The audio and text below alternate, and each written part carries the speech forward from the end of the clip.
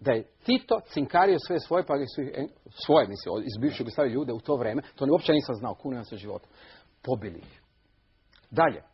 Tito je nedvojbeno, nisam znao, nisam se bavio Titom nikad, bio staljinist. To mi kažu, staljinist totalni. Onda mu je trebao Churchill, a jesam rekao da je ovo propast Britanskog carstva. Tito si napravio Jugoslaviju u rezonanciji. Tu je bio inteligentan, uzmemo to. Napravio rezonanciju u kontekstu Britanije, ili Britanija je bila glavna sila. Ja sam bio na Jalti, znate. Onda si napravio ovu svoju Jugoslaviju, gdje je naravno eliminirao kog nije trebalo. Ali da bi je napravio totalno nelegitimno, a izaberite da li je Churchill ili Tito, to vama ostavljam, pardon. Dobro, što su bile po Slovencima, ne, ovo ne govori Davor Pavuna, ovo su Slovenci objavili. 144.500 leševa je po Sloveniji. Ja ne mogu provjerati, dakle, ja ove broje vi provjerite, ne ja. Ili Ivo Pilar. Nisam ja.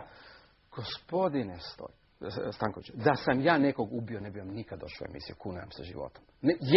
Jedan zločin je previše. Kad sam bio na straži u Šumaricama, u Kragovicu, u Srbiji, ja sam plakao. Jer me bolilo da je neko tamo ubio, u tom slučaju Njemci, 6.000 djece i žena u Srbiji. Ja sam čovjek. I gorde bi čovjek. Prema tome, mene je stid. Kao čovjeka ja pitam vas, ko ste vi kao ljudi, ili u krajnjoj liniji humanisti, da dozvoljavate da ime maršala Tita se pojavljuje u vrijeme kad se stavili generale u Haag. Pa čekajte, koja je to logika? Utoliko prije što svjetski pravni sustav ne postoji. Vidite, ovaj postoji. Ovo je identično u Tokiju i Zagrebu i u Koreji. Gravitacija. Dobro. Pravni sustav nije. Amerikanci ne priznaju Haag. Pa zašto mi skidamo gače onda? Zašto? Jeste vidjeli izraelskog arapskog generala u Haagu? Čekajte. Znači da je sud u Haagu politička tvorevina. Koji je cilj šta? Dobro, Amerikancima se to može. Prejaki su. Pa vi ste rekli sami, zato vam vraćam loptu natrag. Pravo. Hvala gospodine Stanković. Rekli ste da je politika igra mogućeg i odnos snaga. Da, upravo to. A Davor Pavuna kaže najjača snaga je ljubav Kristova. Možete zvati drugim trenutom. I zato ja kažem, ili će pobijediti ovi tamo, i to vaši, ili će pobijediti mi. Unapred kažem, evo javno Hrvatskoj televiziji, unapred, ne radi mene, gospodine. Mislim, vaši kad ste rekli oni koji pobjeđuju u politici, to nisu vaši, ja se ispričam. Ne, oni što u politici muljaju.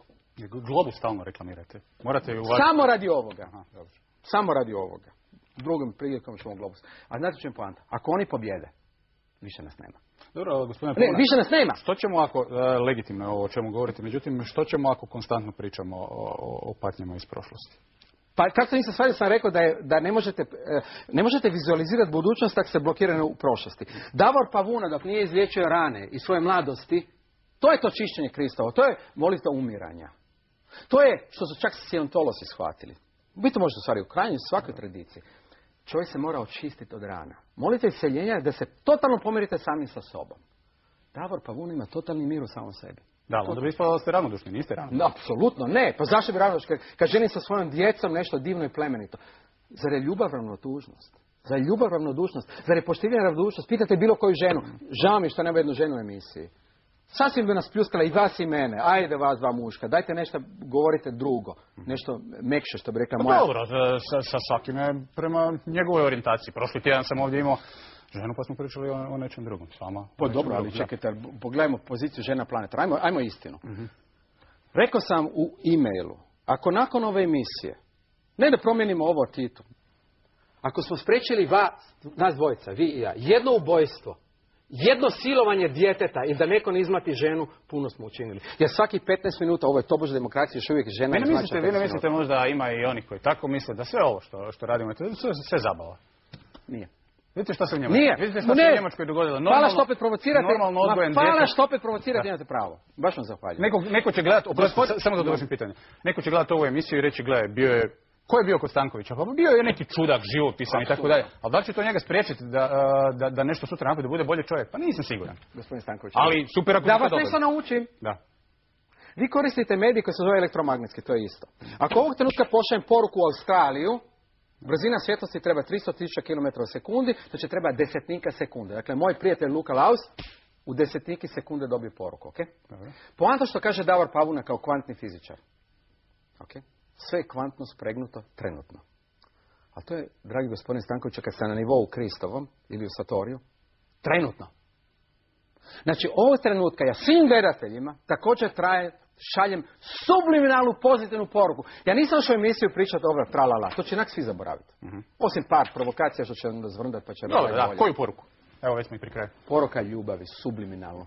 Evo jednog Hrvata koji se usjedi reći istinu, koji je naš, koji kaže smo mi bolji nego on, što je istina. Da svaki može biti najbolji i nek bude, mislim u svom okolišu, na svoj način, i da možemo bolje i planetarno i nacionalno zaživjeti naše hrvatstvo. Jer sam ponosan biti Hrvat, a ne mogu niš drugo ni biti.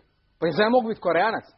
Nemoguće. Totalno nemoguće. Probao sam biti Englez. Zašto je Koreanac ponosan na to što je Koreanac? Sad ću reći zašto. To je prekrasno pitanje, hvala opet vama. Da. Zato što je to nešto puno gore nego ovdje. Njih kad su Japanci okupirali 45. satrali su ih do praha. Uništili su ih templove, dakle njihove crkve, do praha. Dakle, nije bilo jedne.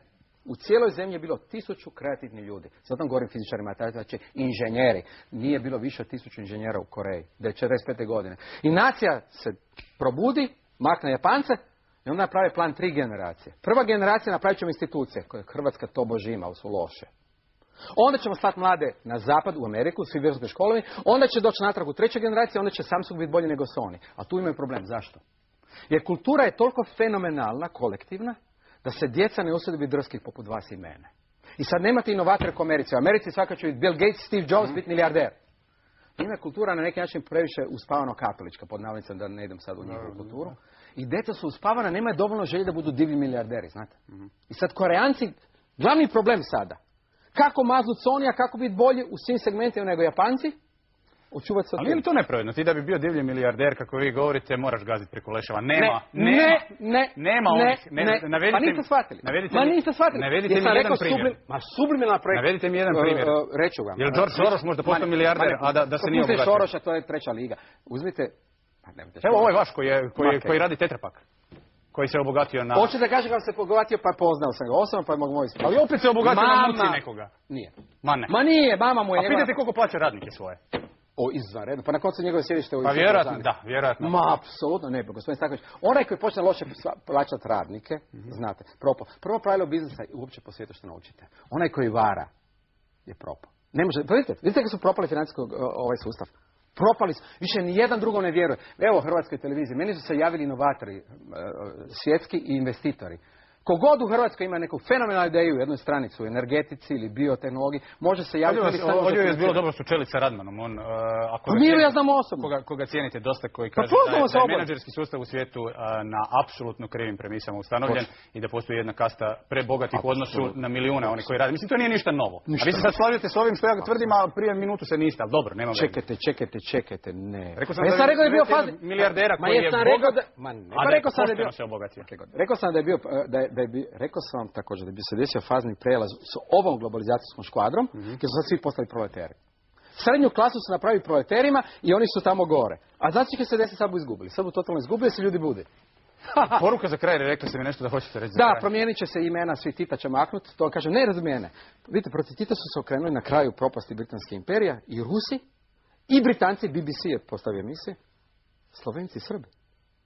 Stalno se dešava, mi se pravimo jako važni, stalno se dešava homogenizacija nas Hrvata kroz neke Miloševiće. Sad, u odnosu na Europsku uniju, se homogenizira Slovenija. Da. Ja se nadam će malo homogenizirati ovu naciju da kažem dajte se probuditi. A smo to napravili, već smo puno napravili. Zajedništvo, inozemna i domaća Hrvatska zajedno. I pobjednici smo onda, kao i nogometaši i sportaši. Hvala vam lijepo na gostovanju. Hvala i vama na provokacijama. U emisiji. Nisam ništa htio oko Tita oponirati, to se baš očekivalo od mene, ali neću. Govorite šta hoćete. To je u redu. Neka znanost pokaže. Ali ja kažem da ćemo mu se ime maknuti. Unaprijed da kažem, ne zbog mene.